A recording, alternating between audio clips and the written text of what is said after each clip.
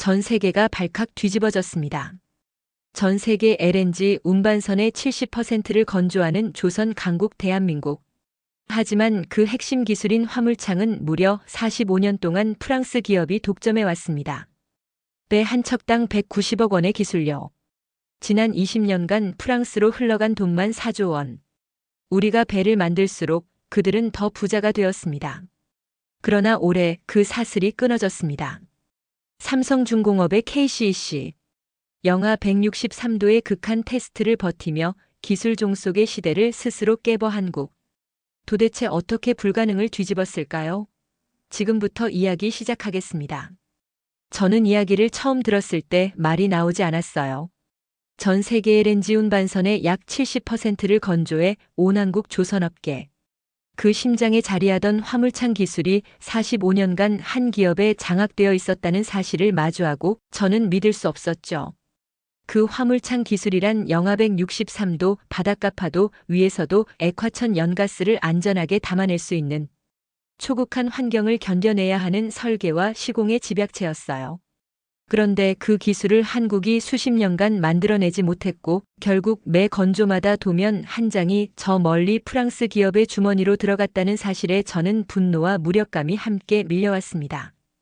안녕하세요. 저는 삼성중공업 기술본부 팀장 정도윤입니다. 이 나라의 조선소에서 20년을 보냈고 매일 철판이 맞물리고 용접 불꽃이 튀는 현장에서 기술자로 살아왔죠. 그럼에도 제가 프랑스 도면 없이 배 한 척 못 만든다는 말을 되뇌어야 했던 현실이란 것이 참담했습니다. 오전 9시 30분 삼성중공업 본사 15층 회의실에서 화상회의가 시작되었어요. 프랑스의 GTT 최고 기술 책임자 앙투안 르브룩이 깔끔한 정장 차림으로 화면에 등장했죠. 그의 얼굴에는 45년간 축적된 기술의 자신감이 묻어 있었고 저는 마우스를 꽉 쥐고 있었습니다. 한국이 GTT 기술 없이는 배 한 척 제대로 만들 수 있나요? 그의 질문이 회의실에 던져졌고 엔지니어 10줄이 돌처럼 굳었어요. 통역사의 목소리가 얼어붙은 공기 사이로 들려왔죠. 그 말이 끝나자 앙투안이 직접 영어로 덧붙였습니다. 협력이라니요? 그것은 불가능입니다. 여러분, 한국 친구들이 우리 도면 없이 배 한 척 만든 적이 있습니까? 그 순간 제 손에서 볼펜이 깨질 것만 같았어요. 옆자리 김 차장의 숨소리가 거칠어졌고 맞은편 박 과장은 두 손을 테이블 아래로 숨기고 있었습니다. 우리는 배를 만들고 있지만 핵심 설계권과 인증은 외국이 갖고 있었죠. 계약서에 사인하십시오. 한 척당 190억 원입니다. 예전과 동일한 조건입니다. 앙투안의 손가락이 커다란 계약서를 톡톡 쳤어요. 마이크로 전달된 그 톡소리가 마치 우리를 조롱하는 듯 들렸습니다. 20년간 저희가 배를 만들면 만들수록 프랑스는 도면 몇 장으로 돈을 벌었어요. 우리는 용접봉을 들고 철판을 붙이고 그들은 도면만 그려서 돈을 챙겼죠. 그 20년 동안 흘러간 로열티는 막대했습니다. 매 건조마다 기술료, 수수료, 지원비라는 이름으로 수십억 원이 빠져나갔고 그 체제는 마치 기술적 식민지 같았어요. 회의가 끝나고 저는 주먹을 꽉 쥐었습니다. 손톱이 손바닥을 파고들 때까지 말이에요. 우리가 배를 만들고 그들은 웃고 있다. 이게 산업입니까? 식민지입니까? 동료들이 하나둘 자리를 떠나도 저는 창밖을 바라봤습니다. 거제 앞바다에 떠있는 LNG 운반선들이 보였어요. 우리가 직접 용접하고 조립한 선박들. 그런데 그 심장부인 화물창 설계권은 여전히 남의 것이었죠. 책상 위 자료에 눈이 갔어요. 기술료 190억 원, 라이선스 수수료 25억 원, 기술 지원비 15억 원. 반복되는 숫자. 우리가 땀 흘려 만든 배에서 해외 기술이 더 큰 몫을 챙기는 구조. 저는 사무실 서랍을 열어 낡은 보고서 하나를 꺼냈습니다. 표지가 누렇게 바랜 KCL 프로젝트 최종 보고서. 10년 전 실패했던 한국형 화물창 기술. 그 안엔 우리 꿈이 담겨 있었어요. 비록 실패했지만 우리가 할 수 있다는 가능성을 보여준 프로젝트였죠. 그리고 그날 밤 저는 결심했습니다. 이 굴욕을 기술로 되갚겠다고요. 프랑스 도면 없이도 우리 손으로 핵심 기술을 만들어내겠다고요. 손가락으로 보고서 표지를 쓰다듬자 속삭였습니다. 이번엔 다를 거야. 반드시 다를 거야. 밤 10시가 넘어 사무실을 나섰지만 마음속엔 이미 새로운 설계가 그려지고 있었어요. 이름은 KCC. 우리 스스로가 기술 주권을 되찾기 위해 다시 뛰어들 프로젝트였죠. 엘리베이터를 타고 내려가는 동안 조선소 야경이 반짝였어요. 내일부터는 다른 하루가 시작될 것 같았어요. 회의실 공기는 여전히 무거웠습니다.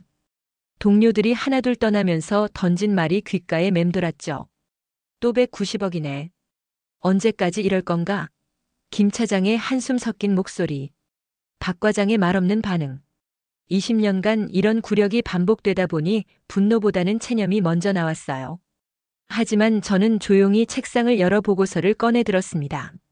10년 전 그 실패를 다시 마주하면서 KCL 프로젝트 당시 국가 예산이 수십억 원 투입됐고 최고 엔지니어들이 3년간 매달렸어요. 저도 그 프로젝트의 일부였죠. 하지만 결과는 참담했어요. 첫 번째 테스트에서 영하 160도 이하로 온도가 떨어지자 철판에 미세한 균열이 생겼고 두 번째 테스트에선 콜드스팟 현상으로 화물창 일부가 변형됐어요. 세 번째에서는 가스가 누출되었다는 보도까지 나왔어요. 그때 언론들은 앞다퉈 보도했죠. 역시 기술은 하루아침에 되는 게 아니다. 프랑스 기술의 벽은 높았다. 한국은 아직 멀다. 현장 반응도 더 아팠어요. 선주들이 한국형 화물창이라는 말을 꺼내기 꺼렸고 보험사들은 한국 기술을 사용한 화물창엔 더 높은 보험료를 매겼어요. 그렇게 KCL 프로젝트는 묻혔어요. 3년간의 노력, 수십억 원의 예산이 허공에 사라졌죠. 그 당시 동료들의 얼굴을 잊을 수 없어요. 절망과 좌절이 뒤섞인 그 표정들. 시험 실패 후 무거운 침묵 속에서 핸드폰이 울렸어요. 현장 전문가 박은지 팀장이었죠. 그녀는 당시 화물창을 실선에 탑재해 운항하던 엔지니어였어요. 정 팀장님, 오늘 회의 어떠셨어요? 그녀의 목소리엔 이미 답이 있는 듯한 무력감이 담겨 있었어요. 뻔하죠. 190억 더 내라는 소리만 들었어요. 제가 한숨을 내쉬며 대답했어요. 그녀가 잠시 말을 멈췄죠. 그리고 이어 말했어요. 그런데 한 가지 묻고 싶은 게 있어요. K씨가 진짜 끝난 걸까요? 그때 실패한 게 진짜 기술의 한계 때문일까요? 아니면 우리가 포기한 걸까요? 그 질문이 가슴을 찔렀어요. 10년 동안 스스로에게 던지지 않았던 질문이었죠. KCL이 실패한 이유가 정말 기술적 한계 때문일까요? 아니면 우리가 충분히 버티지 못했기 때문일까요? 박 팀장의 말이 제 안에서 울렸어요. 그녀도 그 현장에 있었어요. 직접 목격했죠. 저는 배 안에 있었어요. 온도계를 보면서 생각했어요.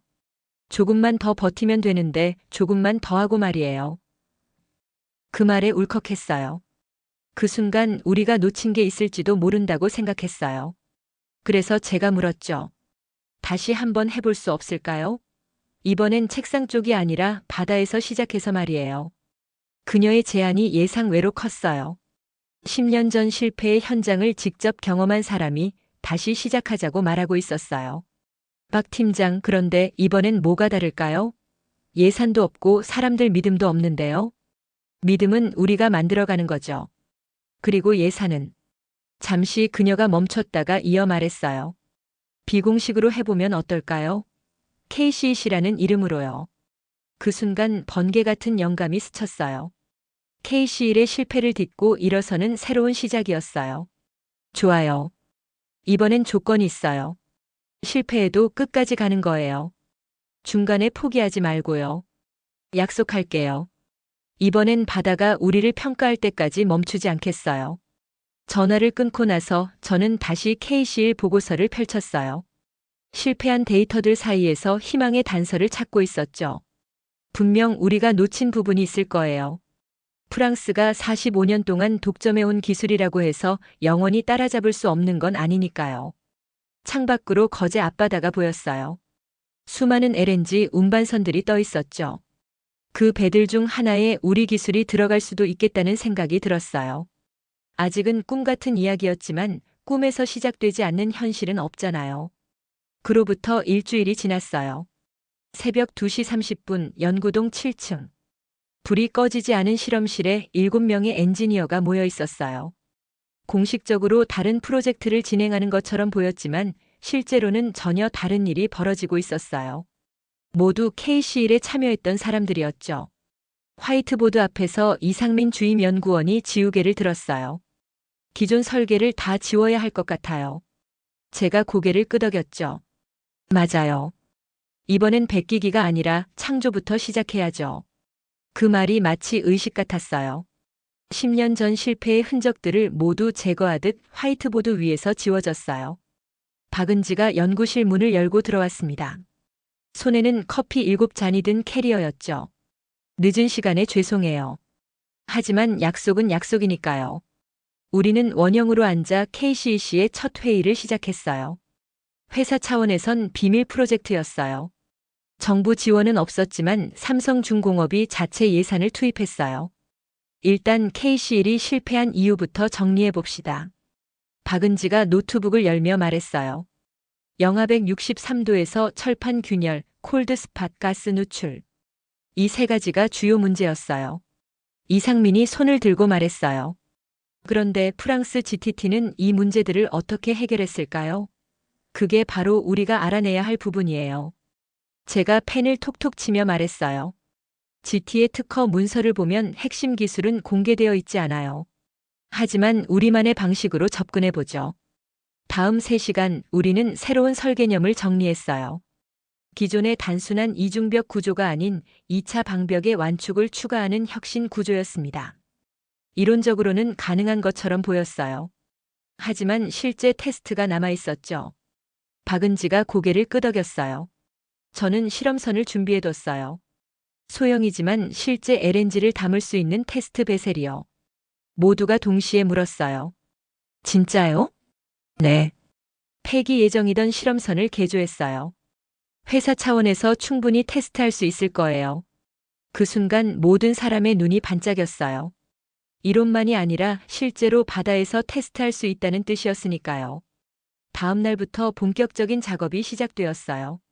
낮에는 각자 맡은 업무를 하고 밤에는 KCC 설계에 매달렸고 주말엔 통영 실험장으로 가서 직접 용접 작업을 했어요. 7명이 돌아가며 24시간 연구에 매달렸어요. 이 과정은 철저히 비밀리에 진행됐어요. 다른 부서도 경쟁사도 전혀 몰랐어요. 심지어 프랑스 GTT도 한국에서 이런 일이 벌어졌다는 사실을 전혀 눈치채지 못했죠. 첫 번째 실험은 실패였어요. 영하 150도에서 미세한 진동이 발생했죠. 두 번째도 실패했고 온도 편차가 예상보다 컸어요. 그로부터 1년이 지났고 수백 번의 실험을 반복하며 조금씩 개선해 나갔어요. 20번째 실험에서 이상민이 소리쳤어요. 온도 안정화됐어요. 영하 163도 2시간째 유지되고 있습니다. 하지만 저희는 기뻐하기엔 이르다고 봤어요. 가스 누출 테스트가 남아 있었죠. 1년 6개월 후 드디어 결정적인 순간이 왔어요. 30번째 실험 가스를 주입했어요. 압력 그래프가 모니터에 나타났어요. 처음엔 안정적으로 보였지만 1시간 후 미세한 변동이 시작됐죠. 최영우가 긴장하며 말했어요. 아직 괜찮아요. 허용 범위입니다. 박은지가 침착하게 데이터를 확인했어요. 2시간, 3시간 지나고 그래프는 여전히 안정적이었어요. 5시간째 누출은 보이지 않았죠. 이상민이 흥분해서 말했어요. 여기서 지금 우리가 보는 건 우리가 만들고 있다는 겁니다. 그날 밤 저는 실험실을 나서면서 박은지가 말했어요. 이제 진짜 바다로 나갈 차례네요. 네. 바다가 우리를 어떤 평가를 할지 궁금해요. 제가 답했어요. 통영 앞바다에 떠 있는 실험선이 보였어요. 작은 배였지만 우리에게는 꿈을 실현할 무대였죠. 그리고 저도 모르게 중얼거렸어요. 내일이면 모든 것이 바뀔 수도 있겠다. 그날 밤 통영항 새벽 5시. 폭우는 안개에 덮여 있었고 바람이 거칠게 불었어요. 하지만 3번 부두엔 불이 꺼지지 않은 배 한 척이 있었어요. KCC 실험선 한국호였죠. 제가 우비를 입고 선체 외부를 마지막으로 점검하고 있었어요. 2년간의 연구 결과가 그 안에 담겨 있었거든요. 빗방울이 헬멧 위로 떨어지는 소리가 마치 시계 초침처럼 들렸어요. 박은지가 우산을 들고 나타났어요. 비를 맞으면서 뭘 하시는 겁니까? 저는 대답했어요. 마지막 확인이에요. 내일 출항하면 돌이킬 수 없어요. 그녀는 제 옆에 서서 배를 바라봤어요. 2년 전 이 순간을 상상이나 했을까요? 저는 솔직히 반신반의했지만 이제는 확신한다고 답했어요. 배 안쪽에서는 7명의 엔지니어들이 각자 맡은 분야의 최종 점검을 하고 있었어요.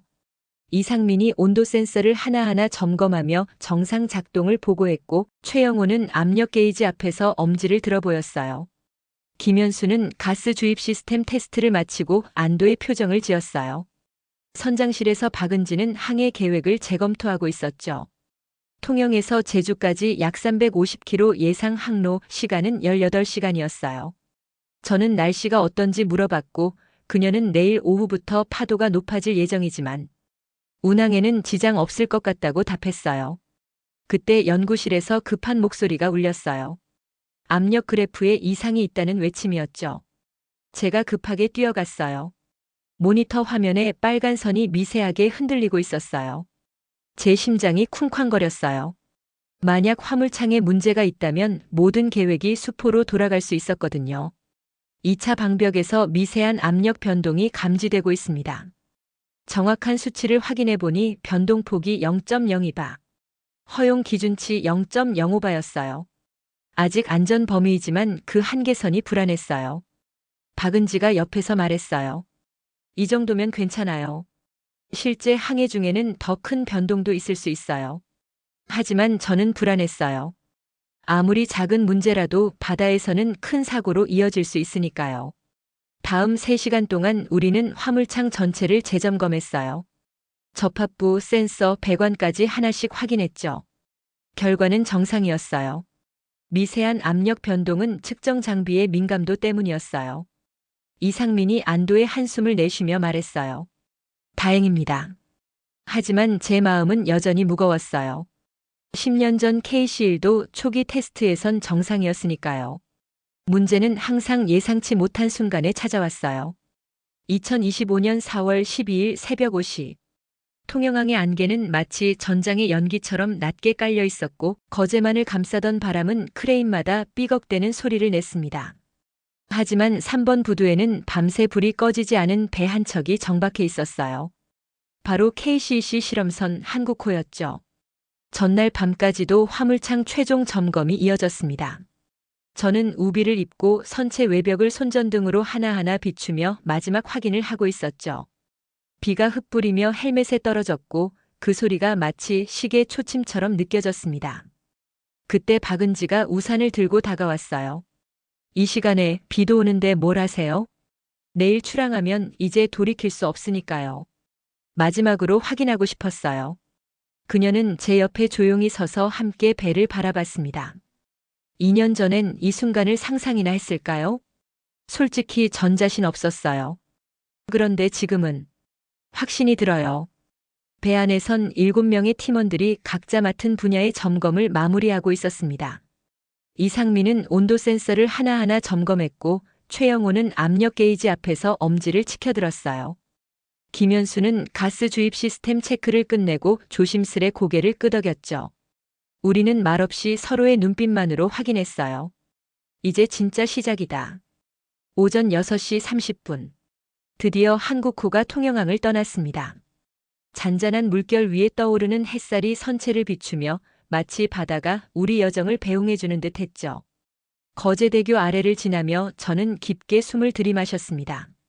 최영호가 냉각 시작 버튼을 눌렀고 모니터에 온도 그래프가 나타났습니다. 영상 25도에서 서서히 내려가며 0도, -50도, -100도를 순차적으로 찍었어요. 모두 침묵 속에서 그래프의 움직임만을 지켜봤습니다. 출항 2시간 후 온도는 드디어 영하 158도. 이것은 10년 전 KC1이 처음으로 문제를 일으켰던 바로 그 지점이었죠. 그리고 그 순간 모니터에서 갑자기 경보음이 울렸습니다. 2차 방벽의 진동 감지. 김현수가 긴장된 목소리로 외쳤어요. 진동 수치는 0.03. 기준치 이내였지만 저와 팀원들의 얼굴이 굳었습니다. 이거 KC1 때랑 너무 비슷한데요. 하지만 박은지가 침착하게 말했어요. 바다 위에선 이 정도 진동은 자연현상일 수 있어요. 흔들림이 더 크지 않으면 괜찮아요. 5분, 10분, 그리고 15분이 지나자 경보음은 멈췄고 진동 수치는 점차 0에 가까워졌어요. 이상민이 흥분된 목소리로 말했죠. 진동 사라졌습니다. 전혀 이상 없습니다. 우리는 서로를 바라보며 조용히 안도의 숨을 내쉬었어요. 온도는 그 이후에도 계속 떨어졌고 드디어 영하 163도에 도달했습니다. 그 순간 배 안은 숨소리조차 사라졌어요. 이건 우리가 10년 전 넘지 못했던 그 결정적 한계선이었기 때문이죠. 30분, 1시간, 2시간이 지나도 화물창은 끄떡없었습니다. 압력 유지율 100%, 누출 0%. 최영호가 손을 부르르 떨며 말했어요. 기록 시작했어요. 이대로 유지되면 진짜 됩니다. 그 시각 9시간 시차가 있는 프랑스 파리의 GT 본사. 앙투안 르브룩은 평소보다 늦게 출근했습니다. 비서가 긴급 보고서를 들고 사무실로 뛰어들었죠. CTO님, 한국에서 해상 테스트 중입니다. 통영에서 제주까지. 앙투안은 무심한 듯 보고서를 펼쳐들며 말했어요. 그래서 또 한 번 보여주겠지. 그들의 열정만으론 기술을 넘을 수 없다는 걸. 그러나 그는 보고서 마지막 문단에서 멈췄습니다. 영하 163도 유지 2시간 이상? 그의 미간이 살짝 찌푸려졌어요. 하지만 곧 비웃듯 웃었습니다. 그들이 2년 만에 45년의 벽을 넘는다고 생각해? 하지만 우리는 알았죠. 이번엔 달랐다는 걸. 출항 6시간 후 2차 정밀 측정. 파도가 갑자기 높아지기 시작했고 예상보다 빠르게 날씨가 거칠어졌습니다. 화물창에 외부 충격이 가해진 상황. 모니터의 압력 그래프가 미세하게 흔들렸어요. 최영호가 긴장된 목소리로 말했어요. 압력 변동 0.02바. 기준치 이내입니다. 김현수는 온도계를 재확인하며 말했죠. 마이너스 163.0도 유지 중. 아직은 안전합니다. 바다 위 거센 파도, 강한 진동. 우리는 극한 상황을 마주한 것이었습니다. 박은진은 조타석에서 배를 정면으로 몰지 않고 파도를 타는 곡선 항로를 택했습니다. 그녀는 낮은 목소리로 말했죠. 이렇게 흔들려도 화물창이 안정적이라면 진짜 우리가 해낸 거예요. 9시간이 지나고 파도가 찾아들었습니다. 모든 계측 데이터가 안정 구간에 들어섰고 이상민이 외쳤어요. 균열 없음. 누출 없음. 진동 0. 9시간 동안 완전 유지됐습니다. 그러나 저는 아직 안심하지 않았습니다. 우리가 진짜 성공했다고 말할 수 있는 건 배가 제주항에 들어서는 순간뿐이었으니까요. 그리고 마침내 오후 6시 45분 저 멀리 수평선 너머로 제주도의 윤곽이 모습을 드러냈습니다. 3차 정밀 측정. 온도 마이너스 163.0도, 압력 유지율 100%, 누출 0.00%. 그 순간 배 안은 환호성으로 뒤덮였습니다. 됐어. 해냈어. 이상민은 모니터를 가리키며 말했어요. K씨가 실패했던 그 구간을 완전히 넘어섰어요. 저는 모니터를 바라보며 속삭였습니다. K씨, 이제 너의 꿈을 우리가 이뤘어. 오후 7시 30분 제주항 입항. 우리는 13시간 30분 동안 극한의 바다 위에서 KCEC가 완벽하게 작동하는 걸 입증했습니다. 항만에 도착하자마자 대기 중이던 해운사 관계자들과 기자들이 박수를 보냈고 박은지가 제 어깨를 두드리며 말했어요. 정 팀장님, 우리 해냈어요. 진짜로 해냈어요. 저는 단 한마디로 대답했어요. 이제 바다가 우리에게 고개를 숙였네요. 우리가 통영을 떠난 그날 아침 GT의 앙투아는 한국이 출항했다는 사실조차 몰랐죠. 하지만 그날 밤 제주항 성공 소식은 전 세계로 퍼져나가기 시작했습니다. CNN, BBC, 로이터, 월스트리트 저널. 모든 외신들이 일제히 한국이 프랑스 45년 독점을 깼다는 제목으로 보도하기 시작했어요. 기술 종속에서 기술 독립으로. 그리고 그 중심에 한국호와 KCEC가 있었죠. 제주항 입항 직후 육상 관제소에 연결된 데이터 서버에는 실시간으로 숫자가 쏟아지고 있었습니다. 온도 유지율 100%, 압력 변동 0.00바, 가스 누출 0.00%. 이 수치들이 의미하는 건 단 하나였죠. 한국형 화물창 KCEC 완전 성공. 저는 그 순간을 아직도 잊지 못합니다. 기술의 실패가 자존심의 상처로 남았던 지난 20년. 프랑스 도면 없이는 선박 한 척도 만들 수 없었던 조선 강국 한국의 이면. 그 모든 굴욕을 뒤집는 데이터가 지금 제 손 안에 있었으니까요. 통영으로 복귀한 저희는 바로 다음날 삼성중공업 본사에서 긴급 회의를 열었습니다. 회의실에 들어서자 벽면 스크린에는 세계 각국에서 쏟아진 뉴스 헤드라인이 떠 있었어요. CNN 한국, 프랑스 45년 기술 장벽 깨고 LNG 주도권 탈환. BBC 기술 독립선언 조선업계 지형 흔들리나. 로이터 삼성중공업 불가능을 해냈다. 회사의 김 부사장이 회의를 열며 말했습니다.